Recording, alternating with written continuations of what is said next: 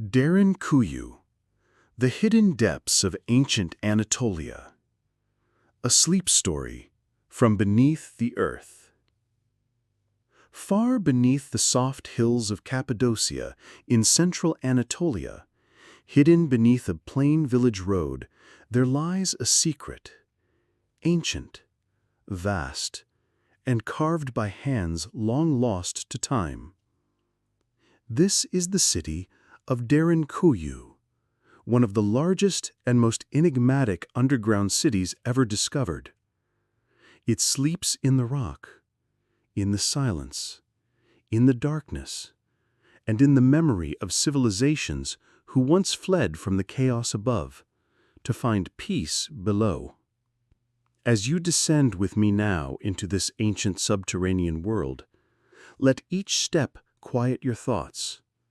Let the cool air of the earth calm your breath, and let us journey together into the forgotten depths of history, softly and slowly, where time hides beneath the earth. The land of Cappadocia has always whispered stories. Winds sweep across strange rock formations known as fairy chimneys. The soil is soft, volcanic, easy to shape.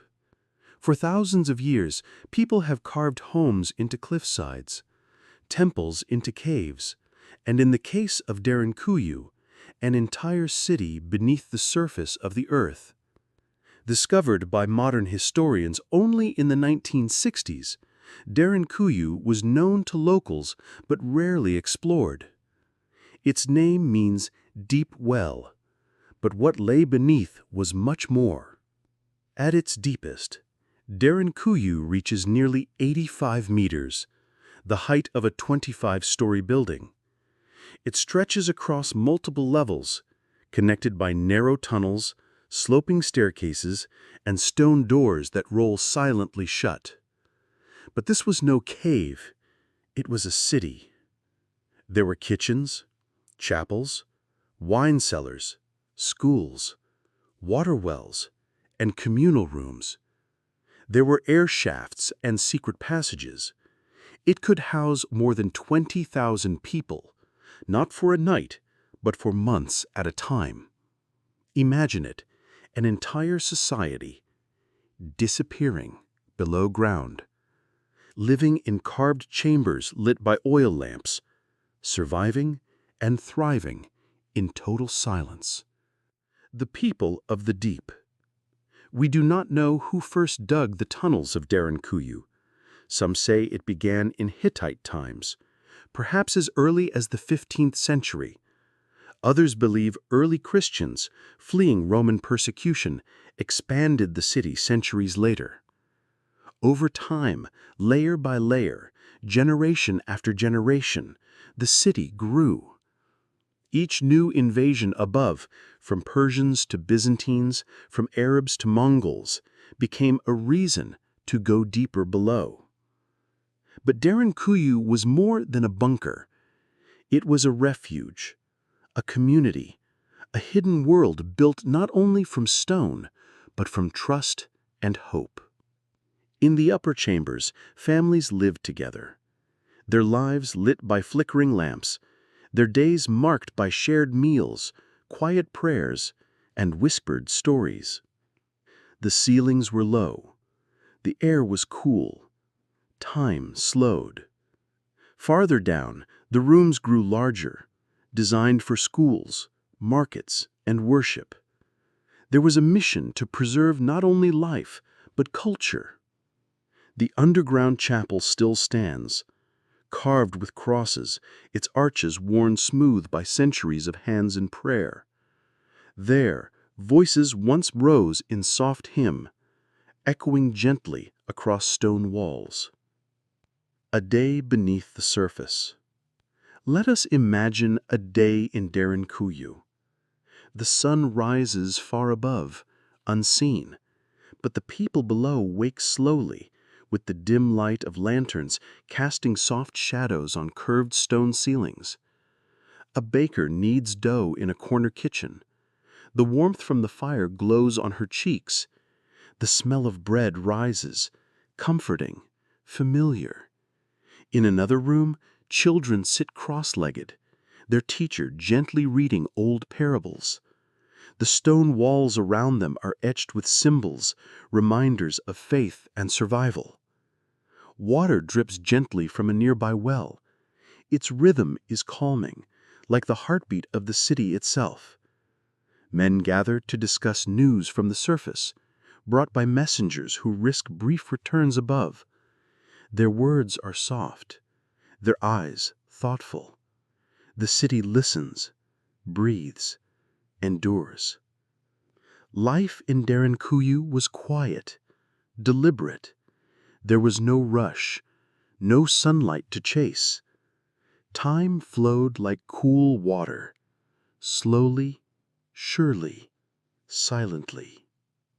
The secrets of safety. What made Derinkuyu remarkable was not just its size, but its design. Each floor had narrow entrances that could be sealed with giant circular stone doors, rolled into place to stop invaders. Once closed, the doors could only be opened from the inside. The city's ventilation shafts, some over 50 meters tall, were masterpieces of engineering, ensuring fresh air reached even the lowest chambers. Water wells were dug carefully, some connected to surface springs, others designed to stay sealed in case of siege. There were even escape routes, long, winding tunnels that led to nearby underground cities like Kaimakli. In times of danger, the people of Derinkuyu could vanish like mist on the wind. And yet, with all this planning, they never intended to fight. Derinkuyu was built to avoid war, not to wage it.